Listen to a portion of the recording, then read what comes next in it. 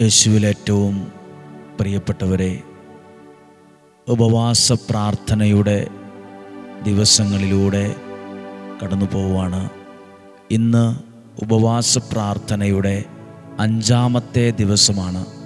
ഇതിൽ പങ്കെടുത്ത് പ്രാർത്ഥിക്കുന്ന ഓരോ കുഞ്ഞുങ്ങൾ, മാതാപിതാക്കൾ, യുവതി യുവാക്കൾ എല്ലാവരെയും ഓർത്ത് നമ്മൾ പ്രാർത്ഥിക്കുന്നു. നിങ്ങളുടെ പ്രാർത്ഥനകൾക്ക് മറുപടി കിട്ടട്ടെ. ഇങ്ങനെ പ്രാർത്ഥിക്കുക: ഇന്ന് കേൾക്കുന്ന വചനത്തിലൂടെ ഒരു ദൈവീക ഇടപെടൽ എൻ്റെ ജീവിതത്തിൽ സംഭവിക്കണമേ.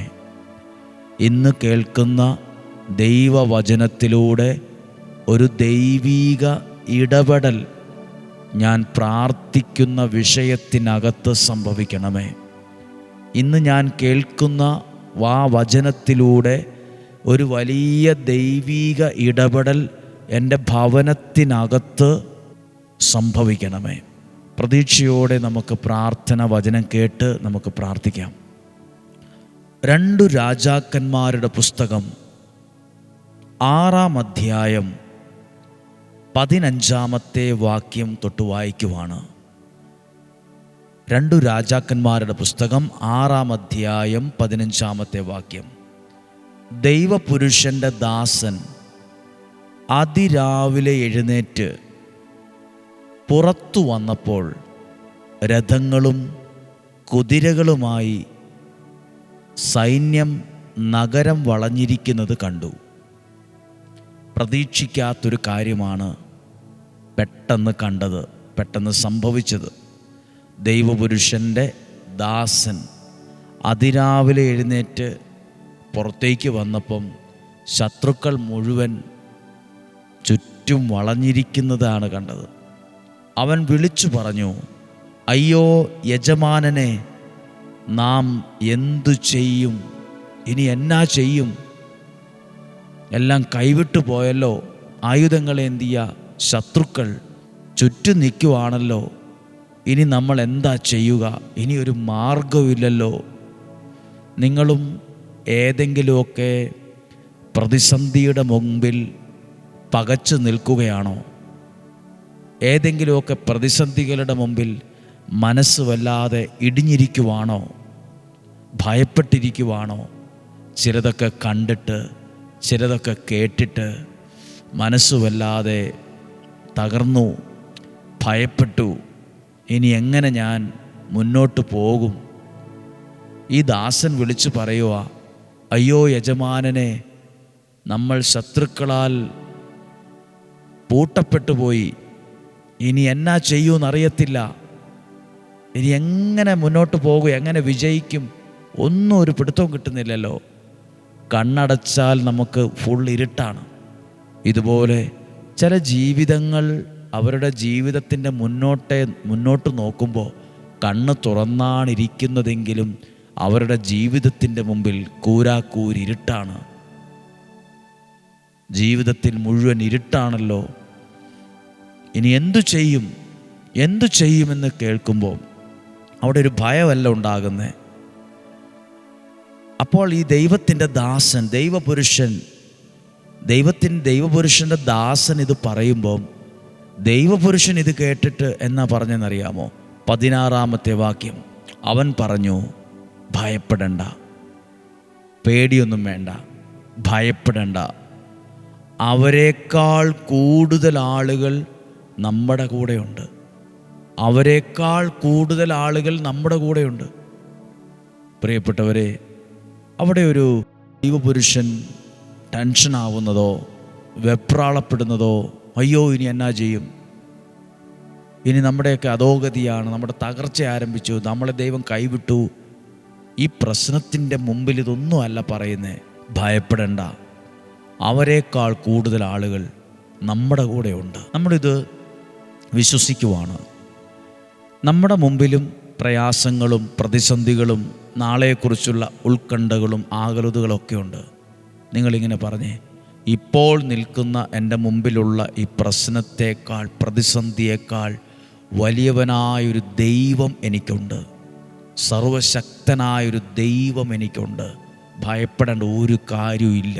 ഈ ലോകത്തെ സൃഷ്ടിച്ചവൻ ഒരു സർവശക്തനായ ദൈവം എനിക്കുണ്ട്. ഞാൻ എന്തിന് ഭയപ്പെടണം? ഭയപ്പെടണ്ട. ദൈവപുരുഷൻ പറഞ്ഞു, അവരെക്കാൾ കൂടുതൽ ആളുകൾ നമ്മുടെ കൂടെയുണ്ട്.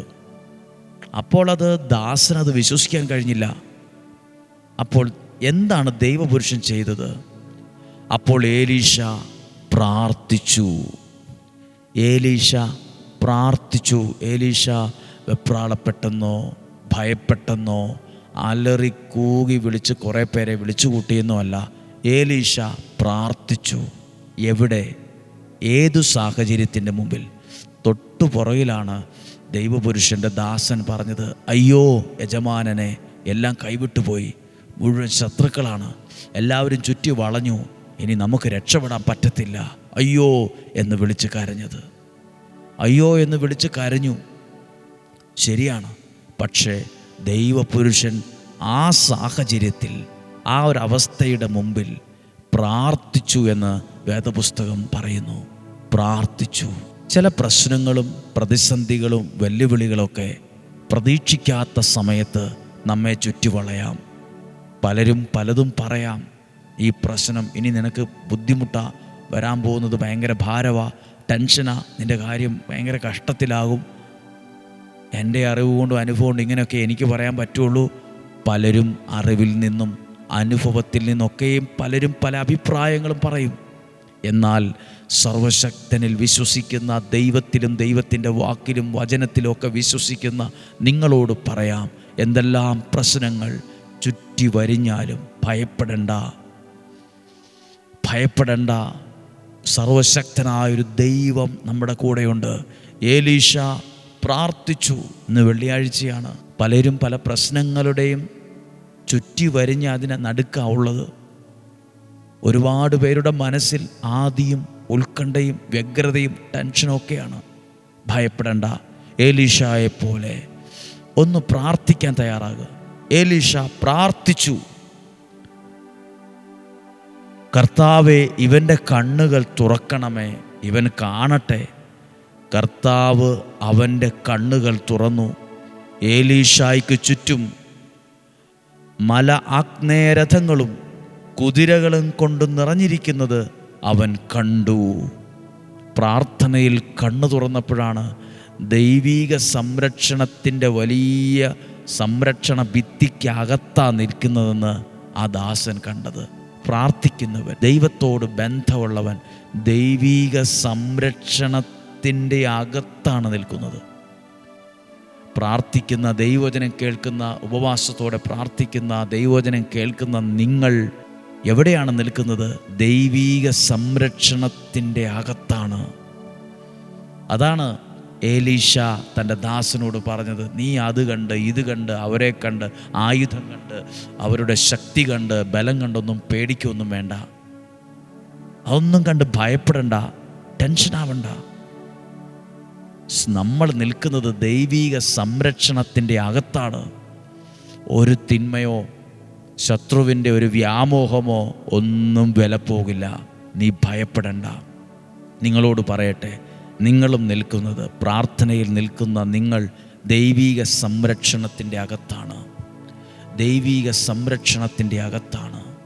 ഒരു തിന്മയും വരത്തില്ല. എന്തെല്ലാം പ്രശ്നങ്ങൾ നാലു ദിക്കിൽ നിന്നും പാഞ്ഞെടുത്തു വന്നാലും, വരിഞ്ഞു മുറുക്കിയാലും, വെല്ലുവിളിച്ചാലും, അതിനേക്കാൾ സർവശക്തനായ ദൈവത്തിൻ്റെ കരവലയത്തിനകത്താണ് നമ്മൾ നിൽക്കുന്നത്.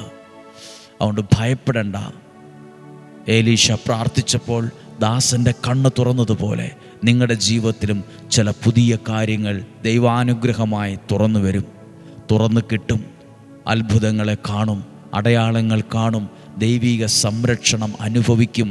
നല്ലത് വരും, നന്മയായിട്ടുള്ളത് ജീവിതത്തിലേക്ക് വരും, അനുഗ്രഹമായിട്ടുള്ളത് വരും. പ്രാർത്ഥിക്കാൻ പോവുകയാണ് പ്രിയപ്പെട്ടവരെ. ഈ നാളുകൾ വരെ ആർക്കെങ്കിലും വേണ്ടി പ്രാർത്ഥിക്കാൻ വിട്ടുപോയിട്ടുണ്ടെങ്കിൽ അവരെല്ലാം ഓർത്ത് പ്രാർത്ഥിക്കുക.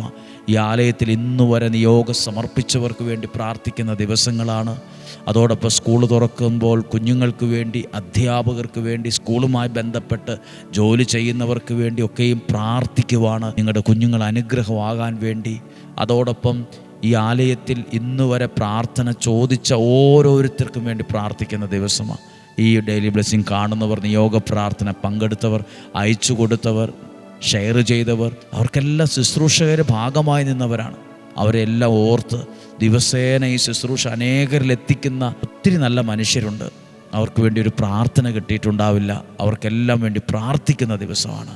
പ്രാർത്ഥിക്കാൻ പോവാണ്. സമർപ്പിച്ച നിയോഗം എല്ലാം ഓർത്ത് ഇങ്ങനെ ഏറ്റുചൊല്ലി പ്രാർത്ഥിക്കുക. കർത്താവായ യേശുവേ, ഇന്നു വരെയും നിയോഗ പ്രാർത്ഥനയിലും ഡെയിലി ബ്ലെസ്സിങ്ങിലും ഈ ശുശ്രൂഷ കണ്ടവരും, എഴുതി വച്ചവരും, ഷെയർ ചെയ്തവരും, സ്റ്റാറ്റസ് ഇട്ടവരും, ഈ ശുശ്രൂഷയുടെ ഭാഗമായി നിന്ന ഓരോരുത്തരെയും, പ്രാർത്ഥിക്കുന്നവരെയും, നിയോഗം സമർപ്പിച്ചവരെയും, ഈ ആലയത്തിൽ വന്നവരെയും വന്നുകൊണ്ടിരിക്കുന്നവരെയും തിരുരക്തത്താൽ അങ്ങ് വിശുദ്ധീകരിച്ച് അങ്ങയുടെ വചനത്താൽ നിറച്ച് പരിശുദ്ധാത്മാവിനാൽ നയിക്കണമേ. അനുഗ്രഹയിലെ കൈ വിരിച്ചു പിടിച്ചിരിക്കുന്ന യേശുവിൻ്റെ കൈകൾക്കുള്ളിൽ നിന്ന് ഒരു സാക്ഷ്യം പറയാമെന്ന് നേർച്ച നേർന്ന് ഇപ്പോൾ പ്രാർത്ഥിക്കുന്നു. നസ്രായനായ എൻ്റെ യേശുവേ, ഇന്നുവരെയും നിയോഗം സമർപ്പിച്ചവരെ അങ്ങ് സ്വീകരിക്കണമേ. അവർ സമർപ്പിച്ച, പ്രാർത്ഥിച്ച ഓരോ നിയോഗങ്ങളെയും അങ്ങ് സ്വീകരിച്ച് അതിന്മേൽ നിലനിൽക്കുന്ന സകല തടസ്സങ്ങളെയും സകല ബന്ധനങ്ങളെയും പൂർണ്ണമായും എടുത്തു മാറ്റി അത് സാധിച്ചു തന്ന് എന്നെയും എൻ്റെ കുടുംബത്തെയും അങ്ങ് അനുഗ്രഹിക്കണമേ. ആമേൻ. പ്രാർത്ഥിക്കുന്നു. നമ്മുടെ കർത്താവ് ഈശോ മിശിഹായുടെ കൃപയും പിതാവായ ദൈവത്തിൻ്റെ സ്നേഹവും പരിശുദ്ധാത്മാവിൻ്റെ സഹവാസവും നിങ്ങളോട് കൂടെ ഉണ്ടായിരിക്കട്ടെ. നിങ്ങളുടെ കുടുംബത്തിൽ, യാത്രകളിൽ എല്ലാം ഉണ്ടാകട്ടെ. രോഗങ്ങൾ, അപകടങ്ങൾ, ദുർമരണങ്ങൾ, മൂപ്പെത്താത്ത മരണം എല്ലാം മാറിപ്പോകട്ടെ. ദീർഘായുസ്സും ആരോഗ്യവും സന്തോഷവും സമാധാനവും നിലനിൽക്കുന്ന ഐശ്വര്യവും ദൈവം നമുക്ക് നൽകട്ടെ. ഒന്നിനും ഒരു കുറവില്ലാത്ത വിധം നമ്മളെ നയിക്കട്ടെ. ഇന്നും ജീവിക്കുന്ന യേശുവിൻ നാമത്തിൽ നിങ്ങളെ അനുഗ്രഹിച്ച് പ്രാർത്ഥിക്കുന്നു, ഇപ്പോഴും എപ്പോഴും എന്നേക്കും. ആമേൻ. സാധ്യം എല്ലാവർക്കും അയച്ചു കൊടുക്കണം. നിങ്ങൾക്ക് വേണ്ടി പ്രത്യേകം പ്രാർത്ഥിക്കുന്നു. ദൈവം അനുഗ്രഹിക്കട്ടെ. നാളെയും 5:30, നാളെ കഴിഞ്ഞും ശുശ്രൂഷകൾ. സമാപന ദിവസങ്ങളാണ് 6ഉം 7ഉം. ഒരുമിച്ച് പ്രാർത്ഥിക്കാം, ഒരുമിച്ച് കൂടാം. നാളെയും കാണുന്നത് വരെ സ്വർഗത്തിലെ ദൈവം എന്നെയും നിങ്ങളെയും സൂക്ഷിക്കട്ടെ. ആമേൻ.